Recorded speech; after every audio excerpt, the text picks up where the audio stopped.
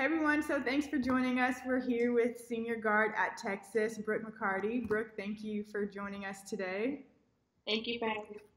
Yeah, so we're just getting ready for the postseason, so we wanted to talk to you a little bit about just kind of like the mindset of your team and everything going into not only the Big 12 tournament, but further than that down the road to the NCAA tournament. I think our mindset is just kind of take it day by day and just kind of focus on our weaknesses and where we can get better and just competing every day in practice because just going into the Big 12 tournament, that's going to be a big competitive tournament itself. And so we have to kind of focus on that right now and kind of focus on where we can get better and look back on the teams that we might be playing. Yeah, definitely. And I know it's also kind of one of those things, especially for the Big 12. You've already played every team twice heading in to the tournament. So you're going to be playing teams for a third time with a quick turnaround. So what are some things that you think you guys need to focus on just to kind of make a run? You guys made it to the Sweet 16 last year, just in both tournaments in general.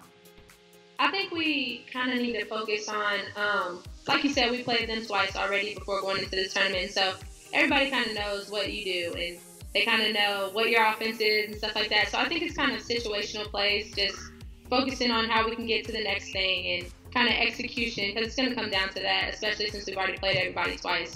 Going forward, just focusing on rebounding a lot because I know that's one of our weaknesses right now, and we kind of got to get more involved in that. And just the grind of the Big 12 and just playing so many different styles of teams. But you guys too, especially, you guys had, like always, a really tough non-conference schedule. You played at UGA, Tennessee, Florida State, and then a really, really close game at home against UConn. And so, postseason, now that you're here, how do you think, not only just the grind of the Big 12, but as well as that competitive preseason game, how has that prepared you for the moment and the what you're coming up against these next couple of weeks? I think it's kind of a ripple effect. I mean, the non-conference schedule prepared us for conference just because our conference has different styles, and every night you're playing a team that's going to be competitive and they're going to be a good team, and so every night you have to compete. And so I think that the non-conference schedule really prepared us for what we're going to see in the Big 12, especially with those different type of style of play, because we see that every night. And then I think Big 12 definitely is one of the most competitive leagues in it. So I think that it's definitely prepared us for what's to come and the teams that we're going to see farther down the line. So you mentioned Ariel a little bit, and just what you two have been able to do together is just awesome. So talk a little bit about kind of like playing with her all these years since you guys were like in high school and things like that. And kind of, did you ever think that, 4 years ago as a freshman that you guys would get to 100 wins, and just kind of like what's your journey been like playing with her?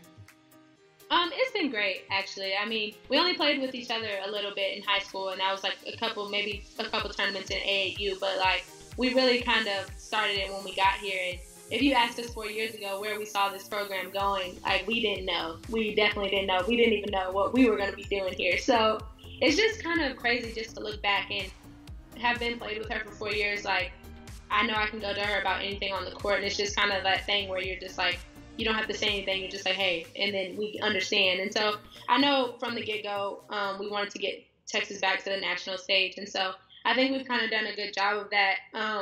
It just goes back to the hard work, especially not from us, but just from our coaches and like the people around us. They really have set us up for a great 4 years here, and we kind of just fed off of them. And now being here, almost senior night, it's crazy just to think that 4 years ago we were kind of like, what are we doing here? But no, it's been great. I'm excited for everything that is still to come. So what advice do you have for the kids on the team who don't quite know what to expect, that might have hit that wall, but this is really just kind of like the fun part of the season that you work for? What advice do you have for those younger players on your team?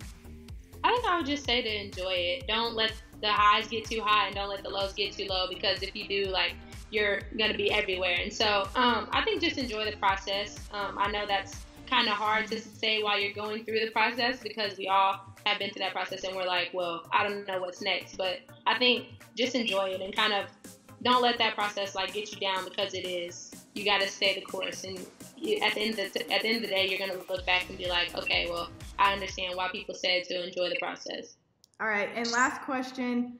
What songs or what kind of artists do you like to listen to before the game to get you going? R&B, like slow jams before the game. It kind of just gets me calm and kind of relaxed, I guess. So yeah. No problem. That's how I was too. So, Brooke, thank you so much for joining us. We wish you all the best of luck as you finish out your senior year and make a run in the tournament. So we will see you in Oklahoma City, and good luck. Thank you. I'll see y'all then.